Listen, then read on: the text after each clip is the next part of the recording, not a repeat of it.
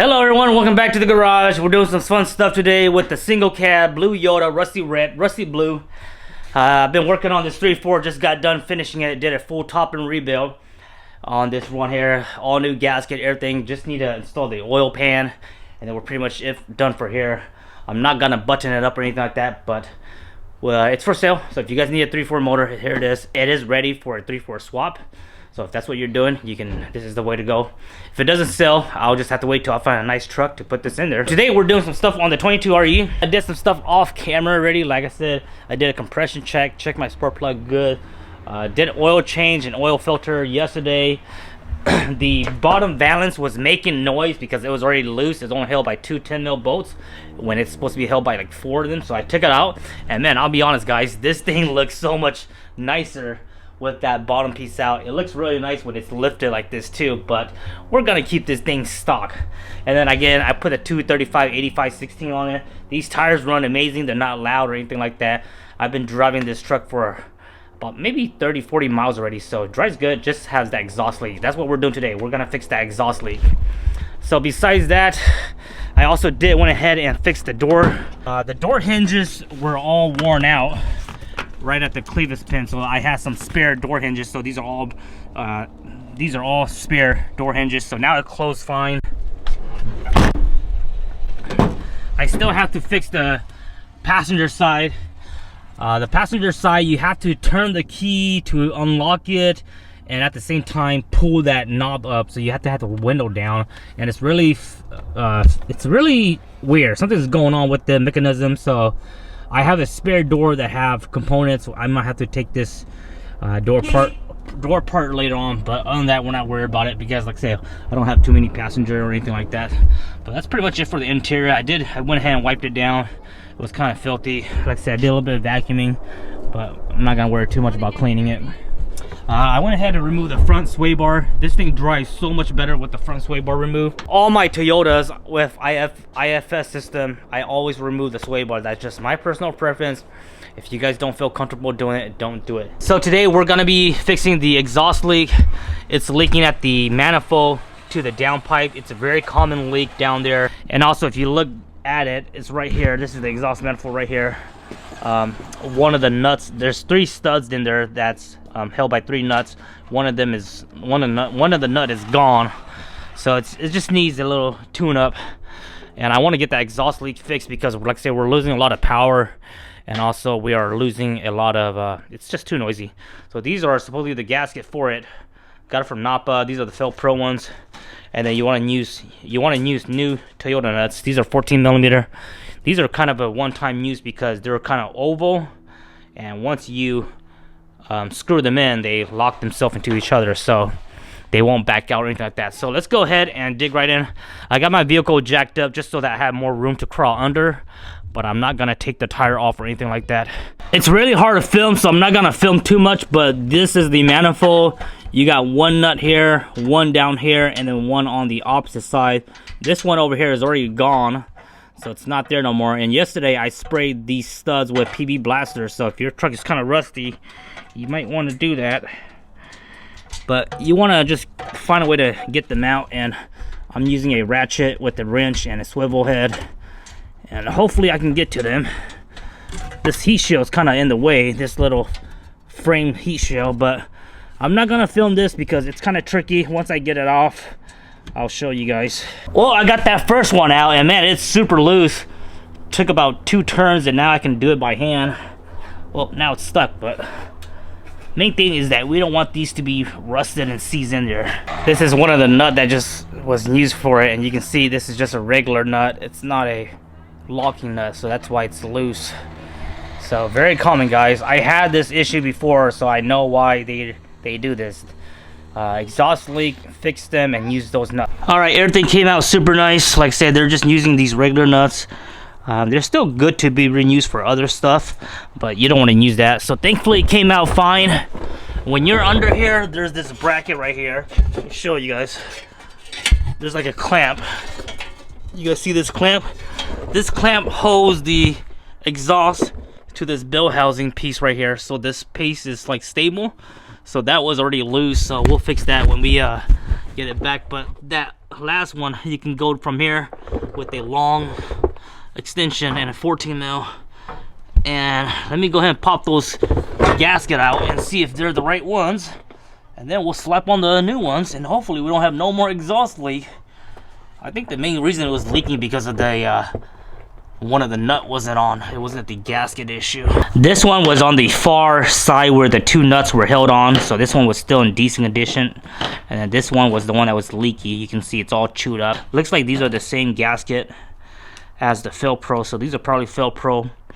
If I really love this truck, I would have went and ordered some OEM ones, but we'll just go cheap. These are only like $3, so we'll go cheap. But from my past experiences, these aftermarket gasket, they don't last that long. So if you love your truck and you don't want to do this, I recommend you guys get OEM. But again, this is a cheap rusty beater, so we're going cheap. All right, to install them, it's pretty self-explanatory. You can see the pipe right there. We're just gonna go ahead and set these exhaust donuts in there and try not to make them, try to make sure they don't fall out. We'll line them up and then we'll slowly put on the nuts to hold them in place and then tighten them up. So that's all you gotta do. This one was the good one, and then the one that was burnt was this one over here, obviously, you can see. But so far I'm happy because all the exhaust threads, the three studs, they're not stripped or anything like that. So if you guys have any hard issues, those are your worst. That's what's gonna get you. That's gonna make this job easy or hard. So okay guys, so far so good. The nuts all went good. The one in the center, you can get it from the bottom. The one far straight, the farthest one upward, you can get both of those in the bottom. And then the one that was loose, which is the farthest to the firewall, you can't get it from the bottom. So we're gonna go from this area because you can access it right here. So we're just gonna use a 14 mil ratchet flex head and get that tightened down. But so far it looks good. Let me tighten that up and then we'll go ahead and turn on the truck. All right, everything went good. Let's go ahead and test it out, start it up, and see how loud she is. Hopefully she's not loud anymore, and hopefully we get some little horsepower back.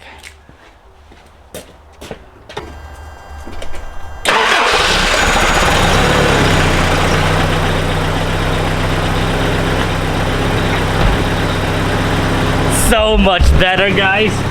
Look, I can talk to you guys. You guys can hear me. Before that, this thing was...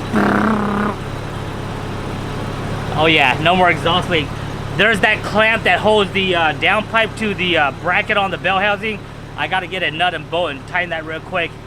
If you don't tighten that, I have seen it where the downpipe breaks because these exhaust pipes are so thin and it's 30-year-old, so they can break. So make sure you tighten that support bracket because it does help it from moving from all that vibration.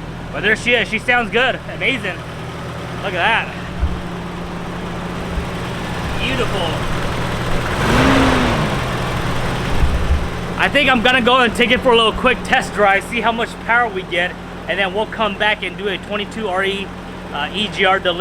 This clutch pedal has been feeling kind of spongy and just feels really not so fun. Like when you press on the clutch and you release it, it doesn't engage till you get to the last few, like literally the last few centimeters when you release the clutch, and then it engages. I'm not sure why it's doing that, but we're gonna go ahead and bleed it real quick. This is my little brake bleeder. I'm gonna bleed it. If that doesn't work, then maybe in the future I'll put a new slave cylinder or something. But let me try bleeding and see if that helps, because past owner said he hasn't drove it for at least 2-3 months now, so it's been sitting. The fluid's pretty dirty too. So here's the way this bottle works. You have a bottle filled up with brake fluid, and then just I think that's a 1/4-inch tube. The line goes onto your nipple, you release it. Once you release that nipple, then you can start pumping it. You can pump, release, and it's not gonna suck air back in because there's no way to suck air in on the other side. So we're gonna go ahead and start pumping, and then while you do that, make sure you keep the fluid topped up in the slave cylinder. So we're gonna put new DOT 3.3 fluid, brake fluid. That's what they call for. It's just pretty dirty. It's supposed to be a clear fluid, guys. If you guys aren't aware, that's supposed to be clear, and also this brake fluid itself is supposed to be clear. But we'll do the brakes another time. Brakes are still good right now as well. So I'm just gonna go ahead and take out this piece here. Okay, the clutch fluid looks much more better. I had my wife pumping it, and then we kind of went all the way down to the bottom. I had to wipe off all that dirty stuff and then add the fluid. Now you can see it's kind of nice and clear. So we're pretty much good on the clutch.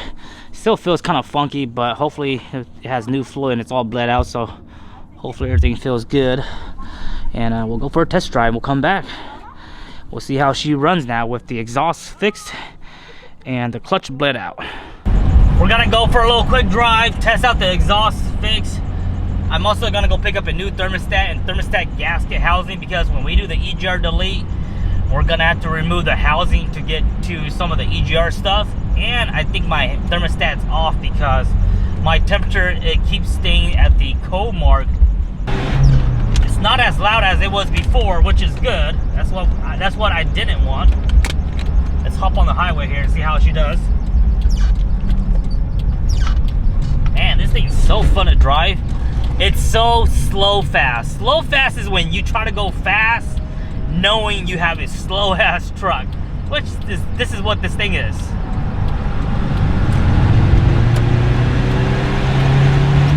Third gear. Ah! Third gear, 50 miles an hour, baby. We're pushing it.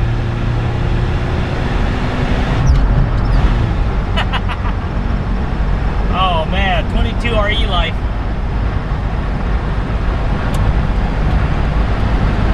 Fourth gear. Fifth gear. Fifth gear doing 65, guys. But there she is. Fifth gear, 65 miles an hour.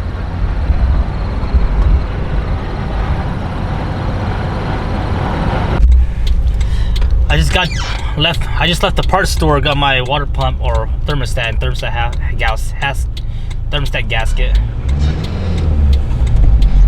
When I got to the parking, something smells really funky. It's not brakes and it smells kind of electrical. I'm thinking it might be the clutch though. Past owner said they did went ahead and changed the clutch. I didn't ask them how long ago and how many miles it had been, but hoping the clutch isn't going out, because this thing, like I said, it doesn't engage till like the last release. It pulls good. I don't know what a smelly clutch smells like, but it just smells really funky. Hoping it's not a clutch. I got the coolant drain right now. It's a hot engine, so we're gonna be careful. The bottom radiator hose does look like it needs to be replaced because it's kind of it's kind of like fattening out. So I might replace that bottom hose. This one here is kind of okay, nice and soft still. So I'm not gonna film much of the EGR delete. There's already lots of good videos on YouTube from other content creators that have shown how to do the EGR delete. So this isn't a how-to video. If you guys want to learn how to do it, you guys can check it out yourself. So these two hoses are for the power steering. We'll keep this. This whole piece gets delete. We'll have to remove the heat shell to get the EGR hose. This gets delete, that gets delete. EGR itself.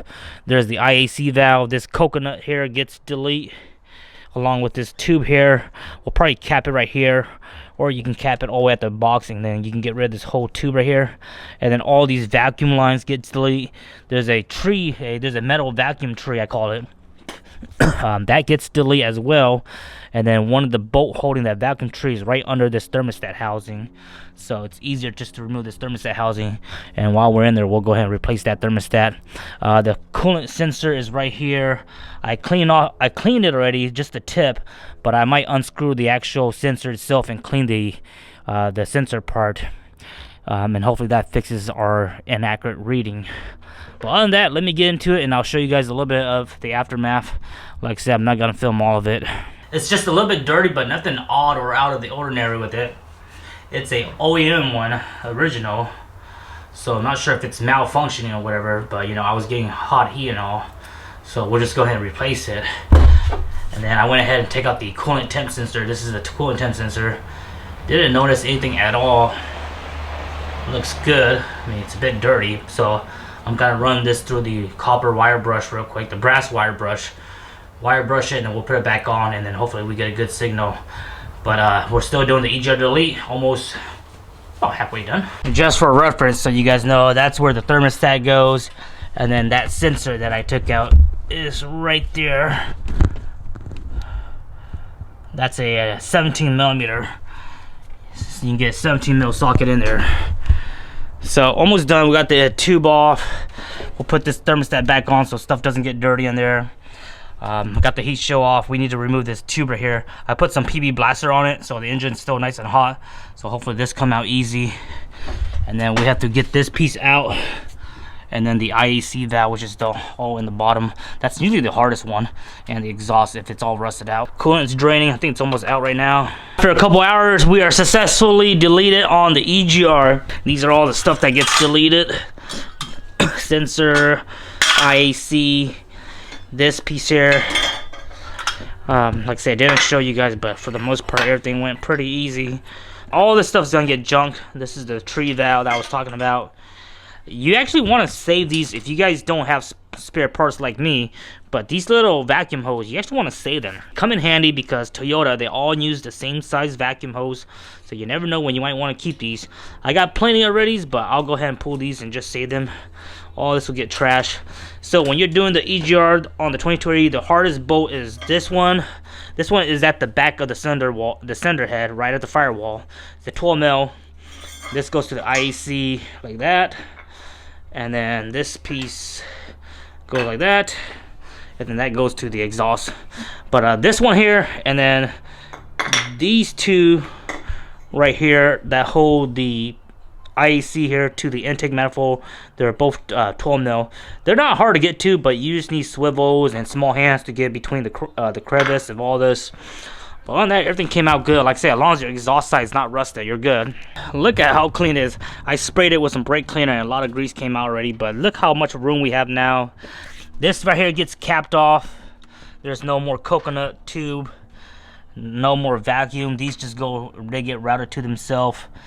The only one that you can delete the charcoal canister if you want to. I don't feel like I need to, so I ran the vacuum back to it is. And then this vacuum is the fuel pressure regulator, which is right down here. Make sure you have at least the fuel pressure regulator because it will need a vacuum. Brake booster, PCV, the coolant temp sensor, make sure you clean that like what I said. You have this hose here and this hose that go back to the power steering. You can actually delete these if you want to. I think the purpose between these is that when you're turning, it somewhat makes your idle go up a little bit to keep your engine up in the higher RPM, but I never noticed the difference. In the past, I have deleted these, and if you delete it, you just need to cap it from here and cap here. You don't need to cap down here. They don't do nothing. Heat shield's put back on, but we have to cover the plates. EGR plates here, EGR plates. We have a plate right here and a plate down here. These EGR delete kit plates, you can get them online from various vendors. The one I have here are locally made from a Toyota buddy because he has a water jet company, so he can just water jet these for me. So that was really cool for him to do that. Everything's all good. I might oh, I gotta fill the coolant. I haven't topped off the coolant yet, so we need to add some coolant and bleed out the system. And then I'm gonna pour out and I'm gonna it's warm enough. It's warm in Alaska. It's spring now. It's like 50 degrees right now, so I'm gonna hook up my pressure washer and degrease my engine bay and give this thing a little nice wash. One thing I want to make sure you do, if you do that, since this is a distributor, it's not like a 3/4 setup, make sure you don't spray the distributor area, because I had an issue before where if water gets in, then you'll have like a crazy no start. So just make sure you don't avoid spraying here. You can spray over here, it's totally fine. Everything else is fine, but just don't go super crazy at it. So it's super dirty, dirty and greasy, so a little quick degrease will help it. All right, we got first start after EGR delete, coolant flush, 22RE forever.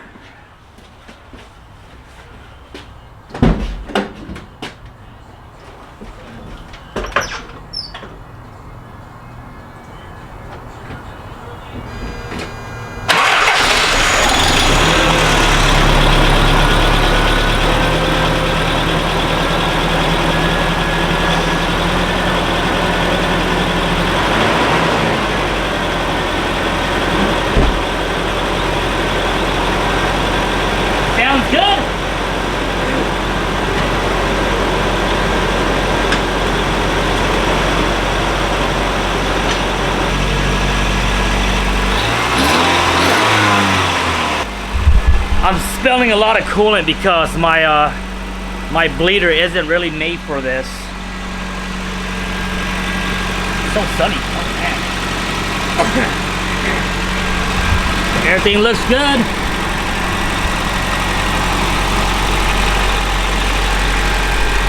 so much cleaner with the EGR deleted.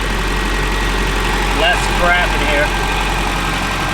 All that coolant spilling is just from here, so I'm not worried about it. I'm gonna wash it here in a bit.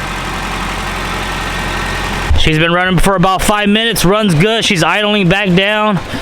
We got hot heat. The temperature got a little bit better. You can see the temperature. So before all this, the temperature was right at the white line where it was cold, but now it's moving a little bit over. But that's good enough. At least we're not overheating. So could have been the thermostat, or it could have been just the coolant sensor being dirty, which wasn't really dirty. So who knows? Like I said, it's fully warm up right now, so I don't, if it's gonna move any further, it should, but if it's just gonna hang out there, that's totally fine with me. So nice hot heat, everything runs good. There she is, all cleaned up. I didn't use my pressure washer, I just used my garden hose with the little high pressure nozzle. I use a super clean degreaser. Honestly, just let it sat for like 2-3 minutes. But look how clean she got. Didn't scrub or anything, didn't do any kind of scrubbing, just hosed it down. So she's all clean, much better than how it was before. Let it dry up for a little bit and then go for a test drive. Like I say, you might get a check engine light for a EGR, but this is just a rusty beater truck. Yeah, we'll just keep it the way it is. Much more better. Clean off the wheels too. Wheels look nice and good. Man, she's a very fun truck. Next thing we gotta do is patch up that rusted frame on the passenger side. But as far as engine wise, I don't want to do anything else. EGR, oil change, coolant's good, air filter's good, spark plugs are good.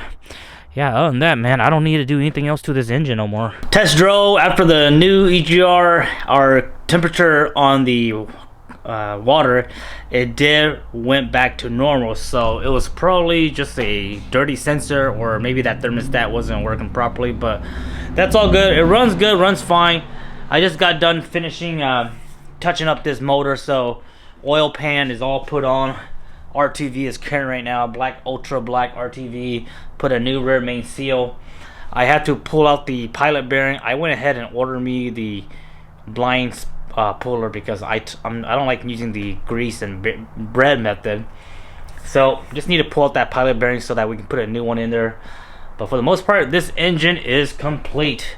We're not gonna assemble anything on the top here as far as fuel rails and stuff like that, because we can always do that when the engine is dropped into a truck.